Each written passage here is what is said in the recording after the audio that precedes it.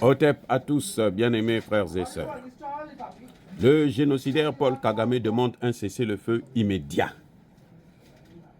Il demande un cessez-le-feu parce qu'il est à Goma, qu'il contrôle une bonne partie de Goma. Monsieur Paul Kagame a parlé avec le nouveau, il n'est pas encore confirmé par le Sénat, mais en tout cas, c'est lui qui est le candidat présenté par Donald Trump. Il a parlé avec lui au téléphone et il lui dit que lui, il est prêt à un cessez-le-feu immédiat. Alors, qu'est-ce qui se passe? Qu'est-ce que cela signifie? En fait, ce n'est pas le cessez-le-feu qu'il veut. Le problème, c'est qu'il veut neutraliser encore plus Tshisekedi pour renforcer ses hommes à Goma et puis prendre le contrôle. Et quand il y a le cessez-le-feu, si aujourd'hui Tshisekedi accepte le cessez-le-feu, quand il y aura le cessez-le-feu, qui va protéger, surveiller le cessez-le-feu? La MONUSCO. La même MONUSCO qui a travaillé pour aider Kagame à prendre Goma. Ça dit qu'il se moque de nous. Alors là, si le président Tshisekedi n'a pas encore compris, c'est qu'il n'est pas à la hauteur des enjeux d'aujourd'hui.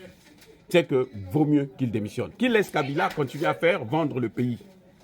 Parce qu'en fait, ce qui est en train de se passer, c'est que Kabila veut revenir avec Katumbi au Congo. Et ils sont en train de se préparer maintenant à une intervention du côté de Congo-Brazzaville, à Maluku.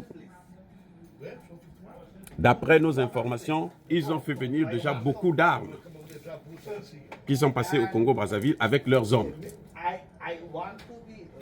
Et cette fois-ci, c'est vif ou mort.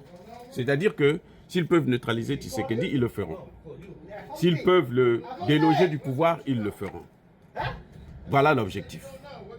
Maintenant, ceux qui croyaient que les Américains sont avec nous, que les Américains... Non, cette affaire a commencé, a été créée, a été montée, a été organisée et a été alimentée jusqu'aujourd'hui où je suis en train de vous parler, jusqu'à l'instant T où je suis en train de vous parler par les Américains.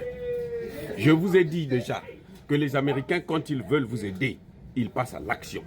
Si c'est les moyens financiers, ils donnent les moyens financiers. Si c'est les sanctions, ils prennent les sanctions. Vous avez vu Trump, il arrive le même jour, il signe plus d'une quarantaine de décrets, et très importants, parmi lesquels la sortie de l'OMS, les sanctions contre Cuba. Mais pourquoi ils n'ont pas pris les sanctions contre Kagame? Pourquoi ils n'avaient pas préparé ça? Ils ne savaient pas la situation qu'il y a au Congo? Mais attendez, si Tshisekedi continue à rester comme ça, à croire à un petit monde autour de lui, qui lui font croire que non, les Américains sont avec vous, ils vont vous aider et tout, eh bien, Tshisekedi sera le plus gros traître. Là, sera la trahison du siècle. Un président qui est soutenu par son peuple, qui sacrifie son peuple. Ça, si Tshisekedi arrive jusqu'à ce point, c'est fini. Si Tshisekedi, il a refusé les négociations, ça c'est bien. Parce que négocier avec qui et où? Au Kenya. Le Kenya, là, c'est celui qui a repris la place de Kagame. Kagame, c'est le bras armé, Ruto, c'est le bras politique. Ils se sont partagés les rôles. Donc si Tshisekedi va au Kenya pour aller discuter de ces choses, ça veut dire que Tshisekedi n'a rien compris. Les amis, c'est ça le vrai problème. Kagame veut un cessez-le-feu pour renforcer comme il a toujours fait. Quand ils ont pris Bunagana, cessez-le-feu. Ils ont consolidé leur position à Bunagana, ils ont pris Bunagana, et après, ils ont repris encore d'autres secteurs. Rubaya, c'est comme ça qu'ils font. Cessez-le-feu, et ils renforcent, ils occupent la place. Là, c'est Goma. Cessez-le-feu. Le fils de Museveni, chef d'état-major de l'armée de l'Ouganda. Un général de son pays de merde. Vous savez ce qu'il a dit dans son tweet? Il a précisé que maintenant, là, nous allons changer les frontières issues de la colonisation. Maintenant que nous sommes rentrés dans Goma, on va changer les frontières là. Voilà ce qu'ils sont en train de chercher. Donc si Tshisekedi accepte ça, accepte un cessez-le-feu, ils vont se renforcer à Goma. Et c'est clair que Goma ne reviendra plus jamais dans les mains du Congo. Goma appartiendra au Rwanda et à l'Ouganda. Les amis, c'est inévitable. Et les Américains sont les champions pour ça. Ils attendent ça et ils sont prêts à ça. Ce sont eux qui alimentent cette guerre. Ce sont eux qui soutiennent Paul Kagame. Kagame a reçu le matériel dernier cri des Américains, des Français, des Anglais. C'est pour ça que nous disons encore, je reviens toujours là-dessus, et je ne cesserai pas de le dire, jusqu'à ce que le président Tshisekedi va comprendre. Aujourd'hui, le président Tshisekedi est face à un mur. Il sait maintenant qu'il s'est adressé, même à Davos quand il est parti là, c'était pour aller se faire encore humilier, se faire lyncher.